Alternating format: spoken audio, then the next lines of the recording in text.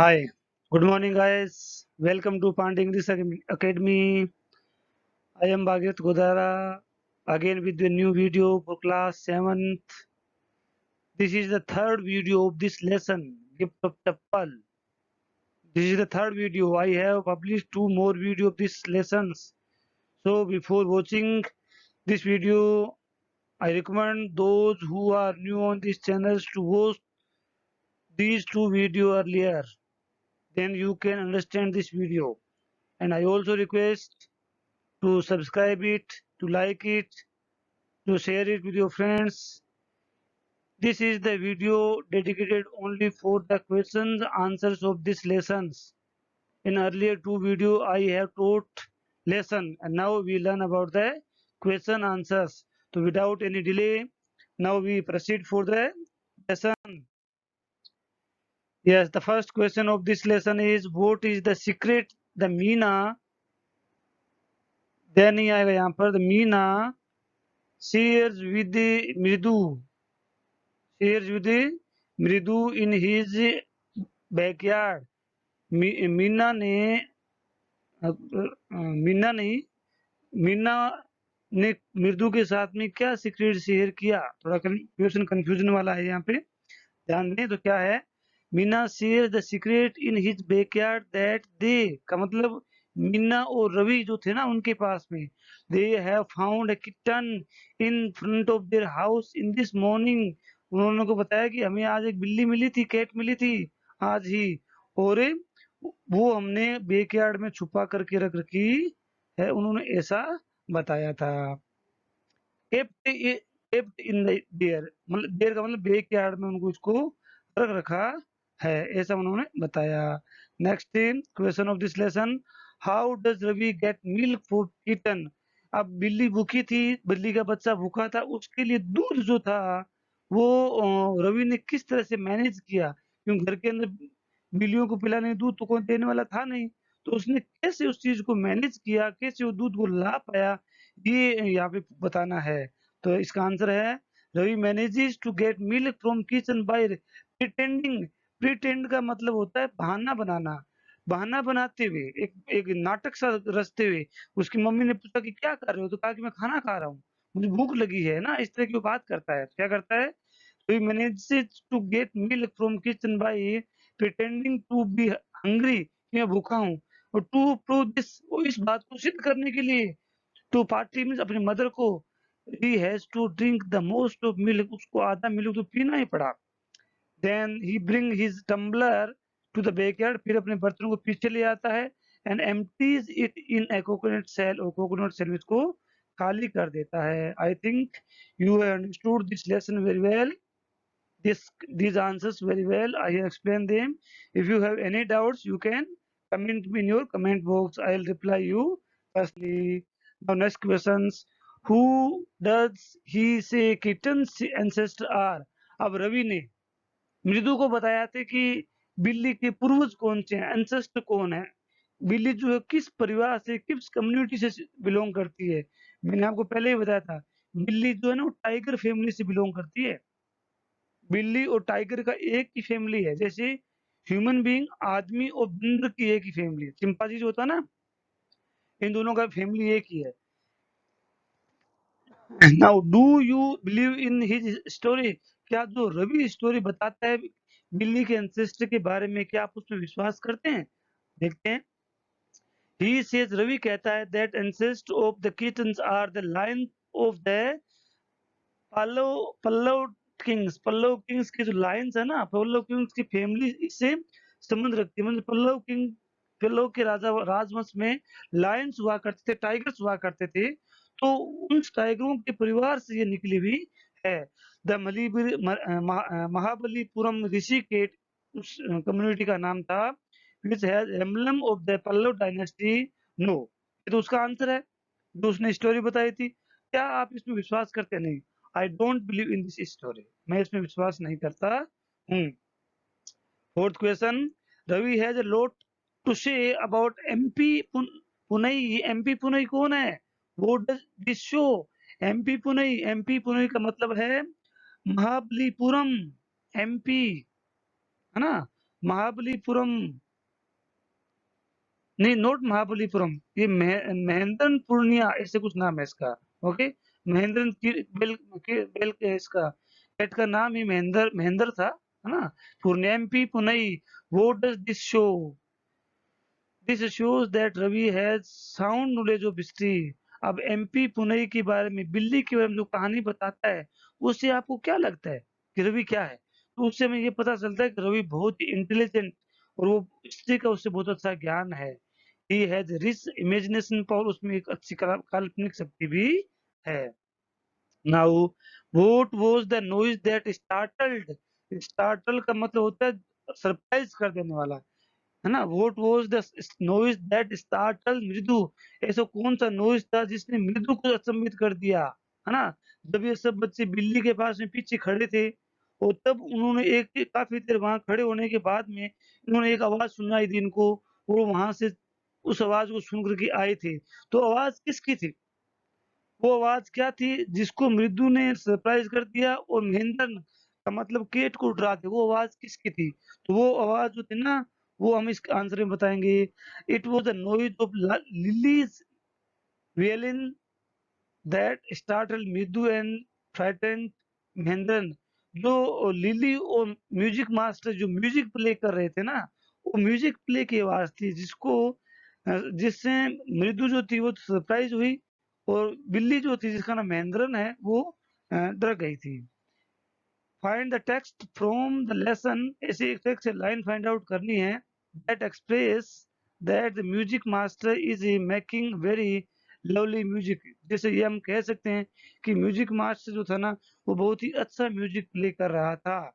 तो ये देखेंगे, the music masters note seemed to float up and settle perfectly into the invisible track of the melody. कि music master जो music play कर रहा था ना, वो म्यूजिक तो एक बहुत ही सीधे ट्रैक में बहुत ही अच्छी तरह से सेट हो रहा था। उसकी जो म्यूजिक प्लेइंग थी वो अच्छी थी, लेकिन जो लिली थी ना वो डीरेल्ड कर रही थी। तो हमें सिर्फ यहाँ पे म्यूजिक मास्टर के बारे में ही पूछा है, तो वो इसकी ये लाइन है। Next question, had beggar come to रुकुमानी's हाउस द फर्स्ट टाइम? अब यहाँ कहानी आती है बेगर की। क्या बेगर रुकुमानी के घर पहली बार आया था? अगर आया था तो बताइए, और नहीं आया तो भी उसका रीजन दें। तो पहली बार तो नहीं आया था, no. He had not come to रुकुमानी's हाउस फॉर फर्स्ट टाइम, वो पहली बार नहीं आया था। क्यों नहीं आया था? बिकॉज बेगर हिमसेल्फ एक्सेप्ट, क्योंकि बेगर ने खुद ने कहा था कि मैं पिछले 1 सप्ताह से रुकुमानी की वजह से जीवित हूँ, अदरवाइज मैं मर जाता ना। So except that he has survived for a week due to Rukumani charity. उसने बताया कि मैं रुकुमानी की चैरिटी की वजह से ही इस पूरे वीक को अपने आप को मैनेज कर पाया हूँ, तो वो ये होगा। Next question, sharp V-shaped line had formed between high eyebrows। जब वो म्यूजिक मास्टर की स्लिप मिस हो जाती हैं, तो घर की महिलाएं उन बच्चों से आकर के पूछती हैं कि स्लीपर्स कहाँ है? तो बच्चे जिस तरह से साइलेंटली बैठे थे, तो उनकी उस ग्रेविटी को देख करके, उनके उस ग्रेवनेस को देख करके रुकुमानी थी ना, वो थोड़ी कुछ अंदाजा लगा पाई कि शायद इन बच्चों की कुछ बदमाशी है, तो उसको गुस्सा आ गया था। तो ये यहीं लिखा है, a sharp V-shaped lines that formed between her eyebrow, what does it suggest to you about रुकुमानी's मूड? इसे आप रुकुमानी की मूड के बारे में क्या अंदाजा लगा सकते हैं?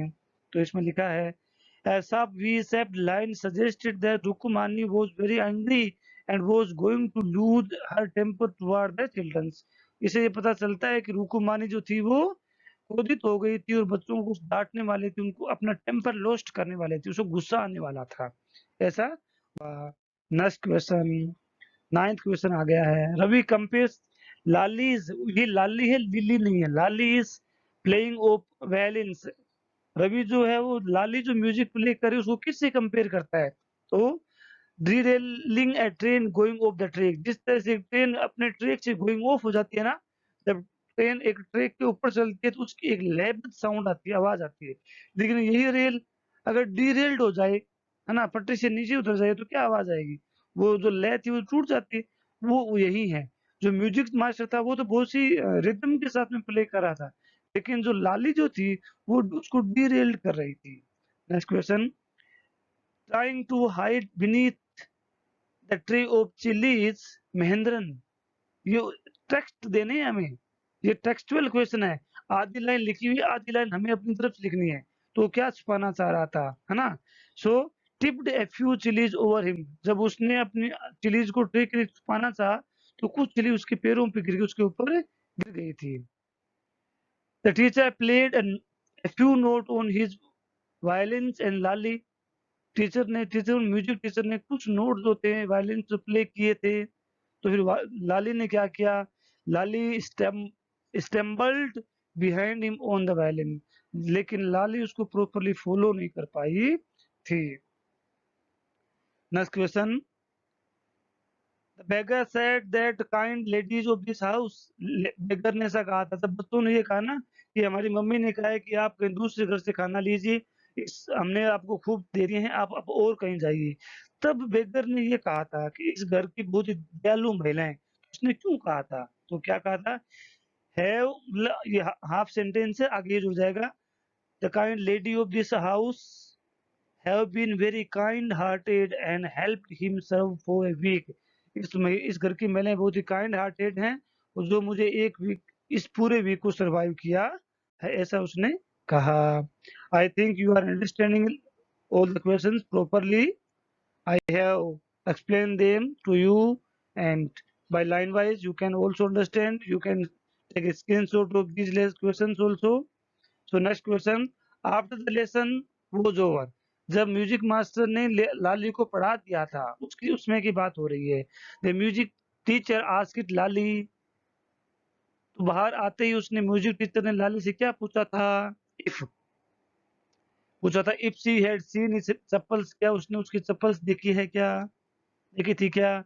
Describe the music teacher as seen from the window, अब विंडो से जिस तरह से बच्चों ने म्यूजिक टीचर को डिस्क्राइब किया था उसका वर्णन करना है कि वो कैसा दिखता था।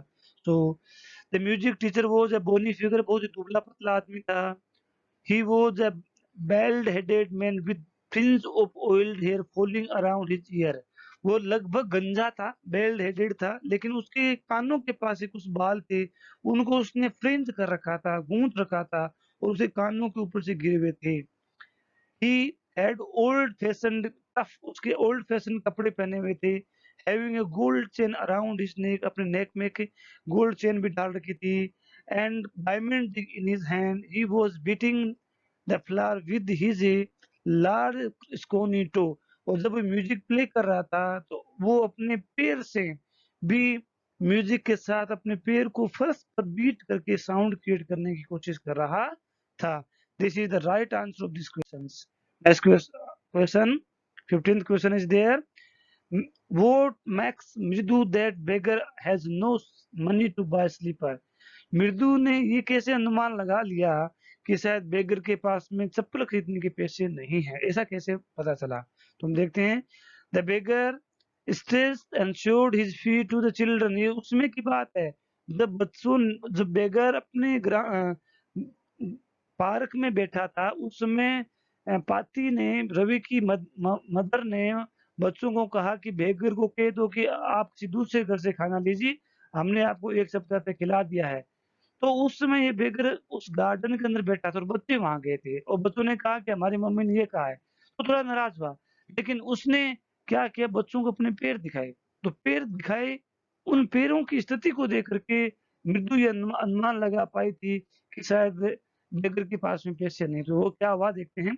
बेगर stretched and showed his feet to the children, beggar ने अपने पैर लंबे किए और बच्चों को दिखाए that there were bubbles and pink blisters, छाले पड़ जाना, on his feet due to heat, की हीट की वजह से मेरे पैरों में छाले आ गए हैं, मतलब इतनी तेज धूप में आपके घर पर खाना खाने के लिए आया हूँ, क्योंकि पिछले एक वीक से मुझे यहाँ खाना मिल रहा है, तो आज भी मैं उसी उम्मीद से आया हूँ। देखो मैं जब यहाँ तक आया तो मेरे पैरों में छाले हो गए हैं।